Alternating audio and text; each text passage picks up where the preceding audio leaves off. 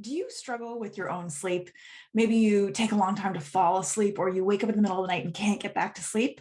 I totally feel you. And that's why I've invited a sleep specialist online today to talk about these types of things. Hey, everyone, I'm Dr. Sarah Mitchell. I'm a chiropractor by training, but really found my passion in empowering parents to teach their little ones to sleep as a sleep consultant and the creator of Helping Babies Sleep Method. But today, our guest is Dr. Nishi Bhopal, who is a triple board certified psychiatrist, sleep medicine doctor, and an integrative holistic medical practitioner. She has a wealth of knowledge to share with us about sleep today. So let's dive into that interview. And today I really want to talk about adult sleep, because often I find we get our little ones sleeping well, and then as parents ourselves, we're still stuck staring at the ceiling. So first of all, tell us a little bit about the link that you've noticed between mental health and sleep. Great. Yeah. Well, first of all, thanks for having me on. Yeah, I'm really excited to talk about this because, we share this passion for sleep. So as a psychiatrist, I'm really interested in that intersection between sleep and mental health.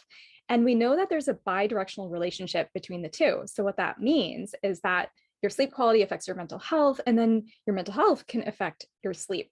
And we all kind of know those short-term issues of being sleep deprived or not getting good quality sleep, of maybe feeling a bit more cranky or irritable or snappy with your partner, or maybe feeling unmotivated at work or having trouble focusing, making small mistakes and things like that.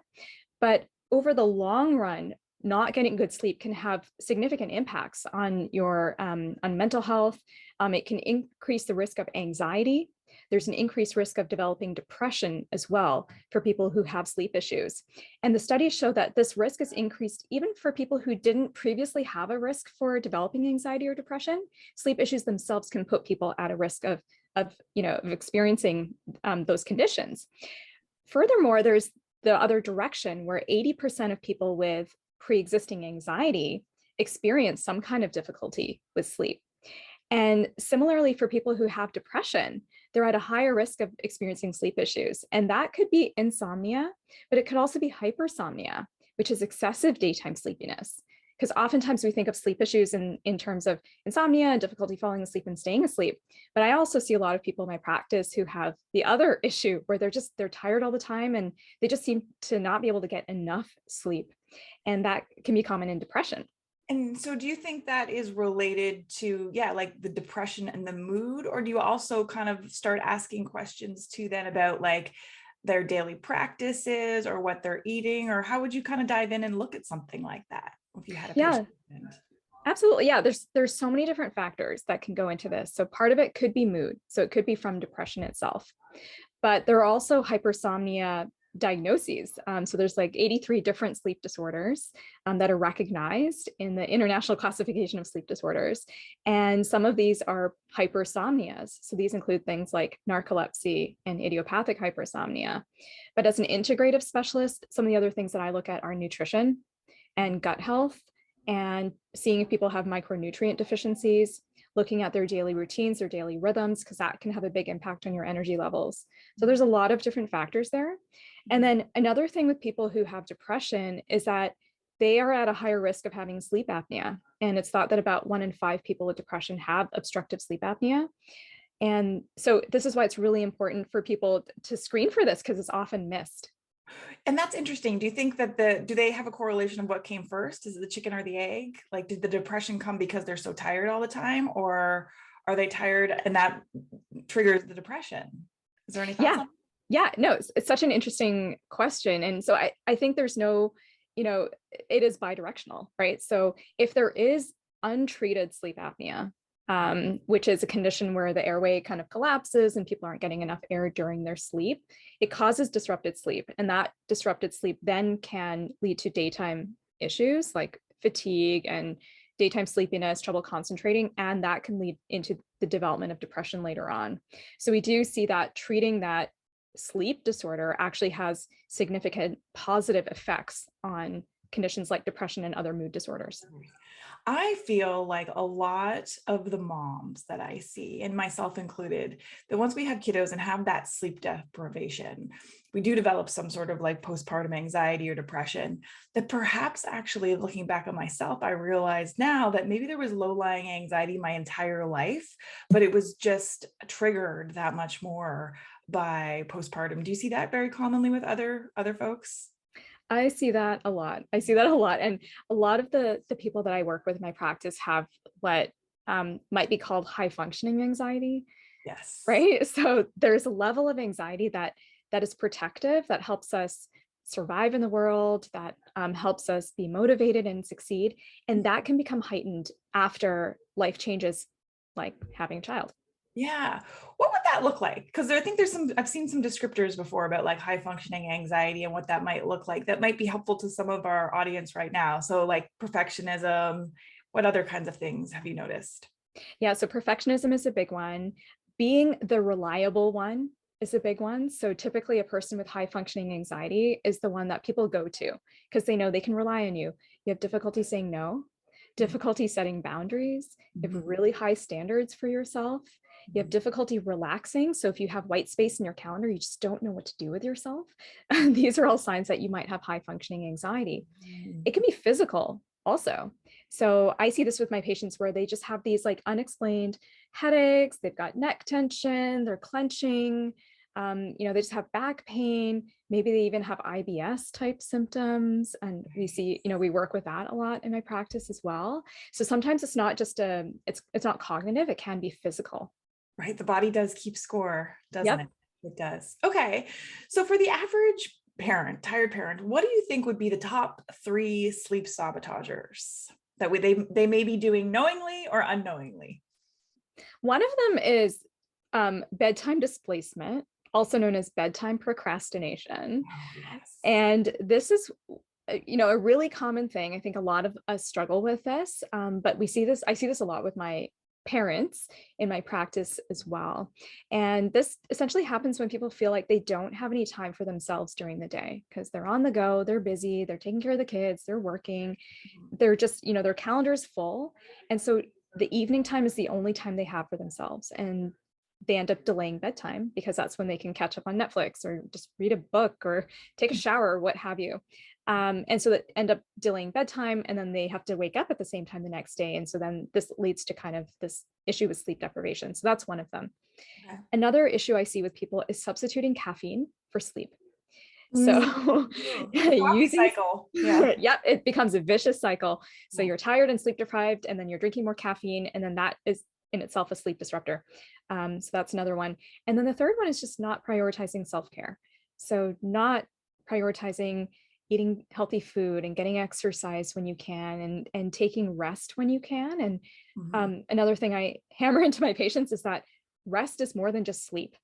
So you Mhm. need to give yourself time to just breathe and be. Mhm. Otherwise, you're in your sympathetic nervous system, you're activated, and that's going to have a negative impact on your sleep quality.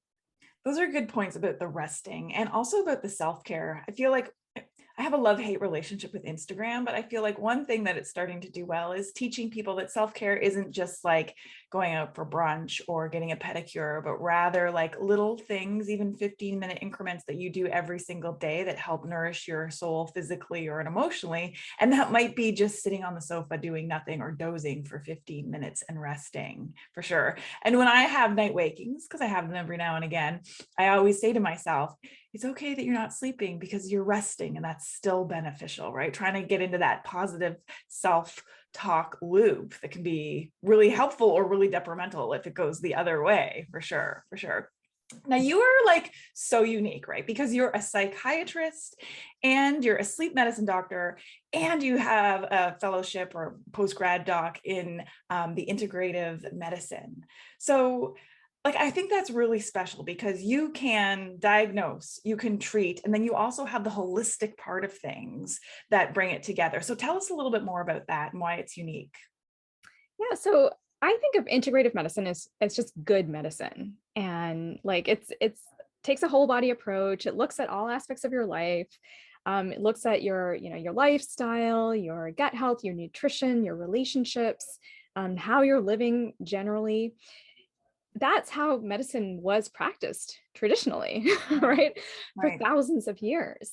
But now in modern medicine, we've kind of taken this reductionist approach where you see somebody for kidney health, somebody else for heart health, somebody else for your eye health, and Yeah. everything's all separated. So integrative medicine is really integrating all these different aspects of health and lifestyle. So it's really just good medicine. And there aren't a lot of doctors who do sleep and psychiatry and integrative, as you Yeah. said. There's a few of us out there, but not a whole ton of us. But hopefully that's changing. I know there's more interest even in the physician community about learning about integrative medicine. But what integrative sleep medicine is specifically is that it goes a step beyond your conventional sleep medicine. And conventional sleep medicine is very focused on diagnostics, like you said, so sleep studies and seeing if people have sleep apnea or other sleep disorders, and then the psychological aspects. So cognitive behavioral therapy for insomnia. So again, a lot of it is based on intervention Mhm. for specific sleep disorders. But Right. integrative sleep medicine kind of picks up where that takes off, because those therapies and diagnostics are really, really helpful, but they kind of stop there. And so with integrative medicine, we are really interested in sleep optimization. Mm. So looking at those things I mentioned, so like gut health, looking at nutrition, looking at your daily routines, your micronutrients, regulating your circadian rhythm, and not just treating a sleep disorder, but really optimizing your sleep quality. Well, that is so key and important, and what people are looking for now. And it's like if you go to the traditional silos, I kind of call them silos, where you have your Yep. sleep doctor medicine, and then you have your neurologist, and then you have your orthopedist. They don't look at the whole person, and they're really looking for things that hit that diagnostic criteria. So if you're really tired, but you didn't hit that diagnostic criteria, they don't really have a lot of tools to help you. Whereas someone like you can be like, okay, so you don't have that diagnostic criteria, but you definitely have symptoms of fatigue. It's affecting your daily life. Yes, there's things that we can do to help you. So tell us a little bit about how nutrition can play into that. Nutrition is a big part of sleep. And I mean, it's just a big part of health, as most people know, and mental health as well. But there are studies showing that specific types of foods can actually affect sleep quality. So, for example, diets that are high in saturated fat and high in sugar, especially processed sugars, have a negative impact on sleep quality, sleep duration, sleep continuity. And conversely, people who eat diets that are higher in fiber have more deep sleep. So yeah, so that's pretty compelling. I mean, these are, specific macronutrients that are having a direct effect on sleep architecture. And you Um, you think fiber and you think like raisin bran or like a cereal, but really fiber is like fruits and vegetables. yes, Yeah. yes. So yeah, so there's so many different sources of fiber. And again, this is something that we work with patients in our practice, because I have a nutritionist who works alongside me, and a lot of sleep. Actually, I don't know any sleep clinics that have a nutritionist, or psychiatric clinics that have a nutritionist Yeah. that work alongside the doctors. So we really help people kind of navigate those issues and figuring out what foods they need to eat to optimize their sleep and mental health. And Um, anecdotally, I just have to share, like, as a, working with the pediatric population, I have had parents, I remember this newborn, we were doing great. She was getting long 6-hour stretches of sleep, 6 to 8 hours. And then everything went haywire. And so I went back to the mom and was like, tell me what's changed in your diet lately.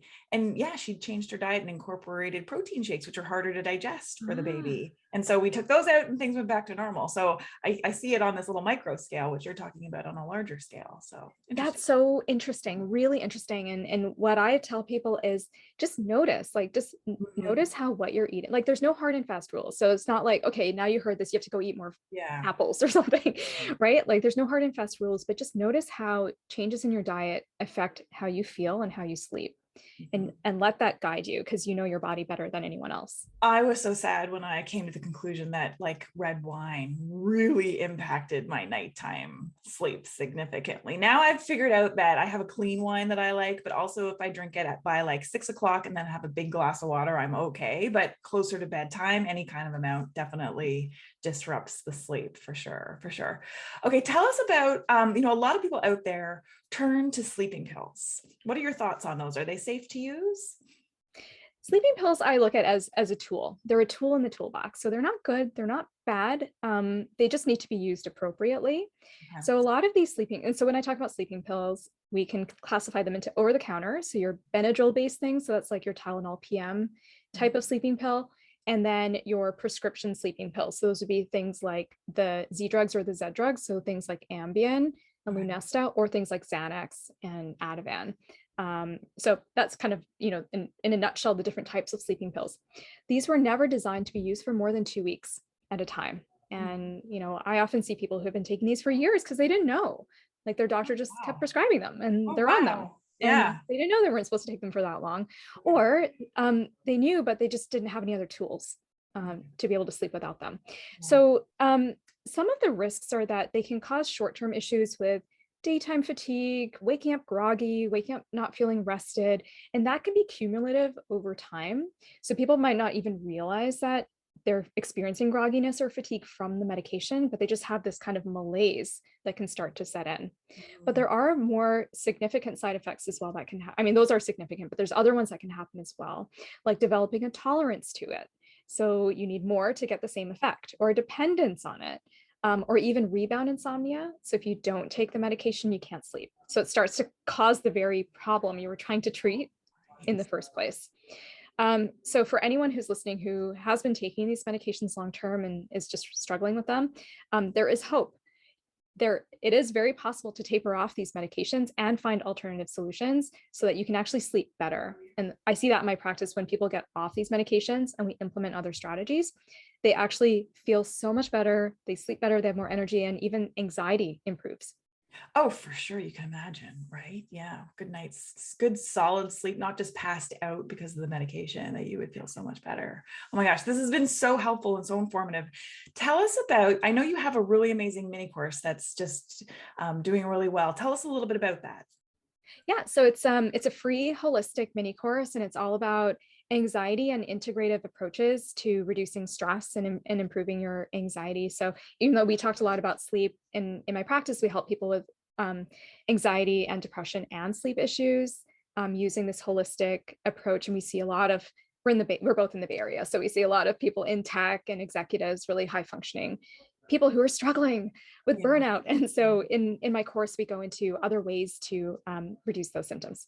Super. Okay. So tell us all the details for where people can find the course and you if they want to work with you in your practice. So they can go to our website, pacificintegrativepsych.com. So the practice is called Pacific Integrative Psychiatry, and the link to the mini course is on the website as well. Awesome. Thank you so much for sharing all your knowledge. It's so valuable that you come from these three different fields to share this and change the way we're going to be sleeping. We all need it. Thanks for being here. Oh, thanks for having me.